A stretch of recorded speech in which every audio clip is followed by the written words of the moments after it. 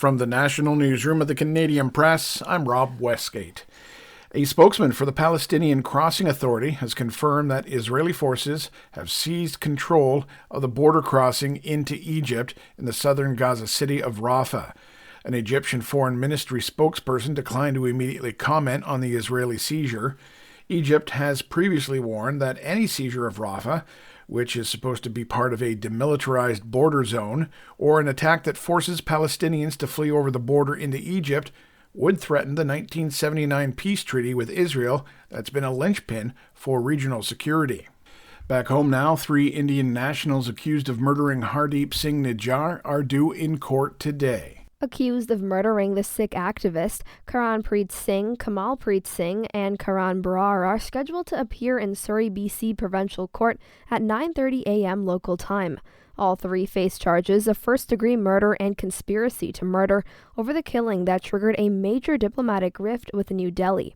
Police who announced the arrest last week said investigations about a possible connection to India's government continue. In September, Prime Minister Justin Trudeau told the House of Commons that credible intelligence suggested India's government played a role in the killing, which it denies. Naira Ahmed, The Canadian Press. A strike by Nestle workers in Toronto is just the latest example of what experts say is a rising number of workers rejecting tentative agreements from bargaining.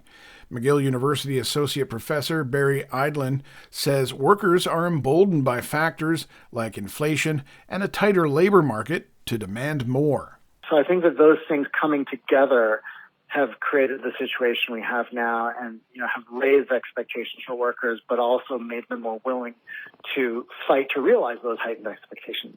He says seeing other successful work stoppages, such as the metro strike last year, can also encourage workers to push back. British officials say the names and bank details of thousands of serving British military members have been exposed in a data breach at a payroll system. The Defence Ministry says a statement on the incident will be delivered in the House of Commons today, setting out the multi-point plan to support and protect personnel. The ministry wouldn't comment on a Sky News report that Chinese hackers are suspected of carrying out the cyber attack. And finally, there's a lot of references to the movie Chinatown in Chris Pine's new comedy, Poolman.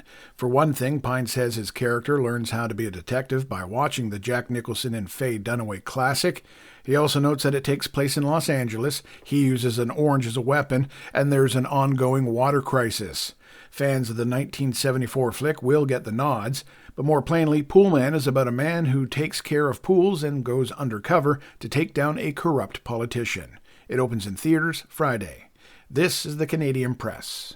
In sports, the second round of the NHL playoffs is underway, with the Boston Bruins taking Game 1 of their series with the Florida Panthers after a 5-1 Monday night romp. Over to the Professional Women's Hockey League playoffs, where Toronto has chosen Minnesota as its semifinal opponent. You see, the PWHL introduced a playoff innovation by awarding the league's top team with a choice between the 3rd and 4th seeds as its semifinal foe. As a result of Toronto's selection, Montreal will face off against Boston in the other semifinal. The NBA second-round playoffs are underway as well. New York leads a best-of-7 series 1-0 after downing the Indiana Pacers 121-117. Meanwhile, the Minnesota Timberwolves thumped the Denver Nuggets 106-80 to take a 2-0 lead in that series. And finally, off-season NFL action, the Los Angeles Chargers added some depth to their wide receiver room by signing DJ Chark Jr. From the Canadian Press, I'm Rob Westgate. Thanks for listening. Don't forget to follow and subscribe. For more of today's top stories, visit thecanadianpressnews.ca.